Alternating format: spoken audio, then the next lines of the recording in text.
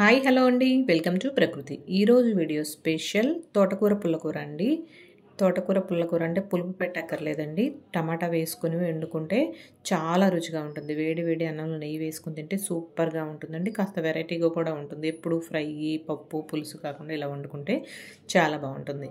ఎలా చేసుకోవాలో ఇప్పుడు చూసేద్దాం. ముందుగా దీనికోసం కళాయి పెట్టుకుని 1 స్పూన్ ఆయిల్ వేసుకుని మనం శుభ్రంగా కడిగి కట్ చేసుకున్న తోటకూర ఇందులో వేసుకోవాలి. కారానికి తగినట్టుగా పచ్చిమిర్చి వేసుకోవాలి. నేనైతే 5 పచ్చిమిరపకాయలు వేసాను. అలాగే 2 టమాటాలు, ఒక పెద్ద సైజు ఉల్లిపాయ ఒకటి కట్ చేసుకొని వేసుకోవాలి. ఒక 10 వరకు వెల్లుల్లి రెమ్మలు వేసుకోవాలి. కొంచెం పసుపు, కొంచెం కారం వేసుకొని మూత పెట్టి లో ఫ్లేమ్లో ఉడికించుకోవాలండి. తోటకూర మెత్తపడే వరకు. ఒకవేళ అందులో ఉన్న వాటర్తో మెత్తపడకపోతే కొంచెం వాటర్ వేసుకొని ఉడికించుకోవచ్చు. ఇలా మెత్తబడిన తర్వాత గంటితో కానీ పప్పుగుత్తితో కానీ మెత్తగా వెనుపుకోవాలి. తగినంత ఉప్పు వేసుకోవాలి.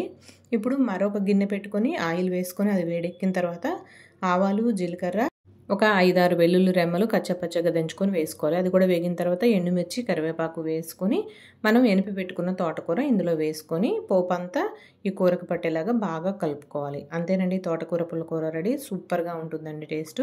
ఒకసారి ట్రై చేయండి. వీడియో కనుక నచ్చితే లైక్ చేయండి, షేర్ చేయండి, సబ్స్క్రైబ్ చేసుకోండి. Thank you. బాయ్ అండి.